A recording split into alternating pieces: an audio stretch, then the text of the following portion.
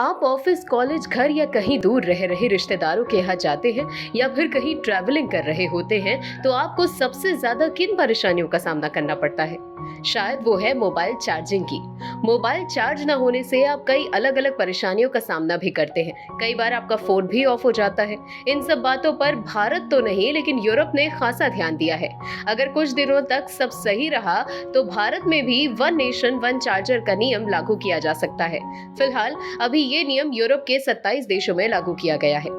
European union ने इस प्रस्ताव को कानूनी रूप दे दिया है, जिसके तहत वहां अब वर्ष 2024 से सभी इलेक्ट्रॉनिक डिवाइसेस के लिए एक ही चार्जर का इस्तेमाल किया जाएगा और इस चार्जर को यूनिवर्सल चार्जर का नाम दिया गया है।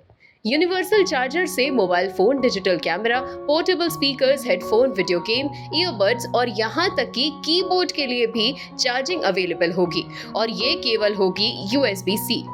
अभी पूरी दुनिया में 3 तरह के चार्जर या चार्जिंग केबल अवेलेबल है। पहली है लाइटिंग चार्जिंग केबल, जिसपे एप्पल के मोबाइल फोन्स और दूसरे उपकरणों को चार्ज किया जाता है। इसके बाद USB-C चार्जिंग केबल का इस्तेमाल होता है। जो लोग एंड्रॉइड मोबाइल फोन्स का इस्तेमाल करते हैं उनके पास यही चार्जिंग केबल होती है और यूरोपियन यूनियन के 27 देशों में 2024 से सभी इलेक्ट्रॉनिक उपकरणों के लिए यही केबल इस्तेमाल होगी। और तीसरी चार्जिंग केबल है माइक्रो बी। अब आपको बताते हैं यूरोप में किस तरह के कानून लागू किए गए हैं। यूरोप में लागू किए गए कानून के तहत 2 और फैसले लिए गए हैं। पहला ये कि लोगों को मोबाइल फोन और दूसरे इलेक्ट्रॉनिक उपकरणों के साथ चार्जर खरीदने का विकल्प दिया जाएगा, यानी अगर कोई व्यक्ति नए मोबाइल फोन के साथ चार्जर नहीं लेना चाहता तो ये फैसला उसका होगा। और दूसरा, शुरुआत में ये कानून लैपटॉप बनाने वाली कंपनियों पर लागू नहीं होगा। इन कंपनियों को 2 साल का और वक्त दिया गया है और कहा गया है कि वर्ष 2026 तक उन्हें भी अपने उपकरणों में यूनिवर्सल की व्यवस्था देनी होगी। जानकारों का कहना है कि वन नेशन वन केबल पर्यावरण के लिए काफी कम नुकसानदेह होगा, क्योंकि इससे कार्बन उत्सर्जन कम किया जा सकेगा। अभी जब आप अपने मोबाइल फोन को चार्ज करते हैं तो इस दौरान अलग अलग तरह की कई ग्रीन हाउस गैसेस निकलती हैं।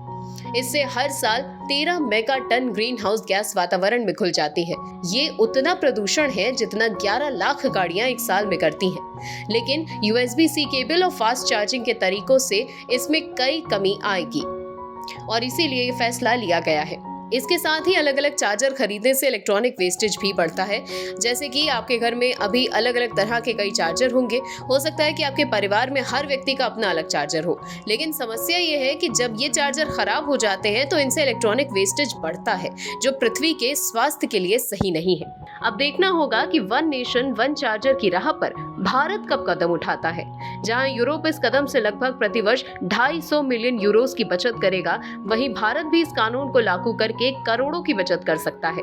क्या भारत में भी वन नेशन वन चार्जर को लागू किया जाना चाहिए? इस खबर पर आपकी क्या राय है, हमें कमेंट सेक्शन में जरूर बताइएगा। और इसी तरह के और इंटरेस्टिंग वीडियोस और जानकारियों के लिए देखते रहिए जनहित टाइम।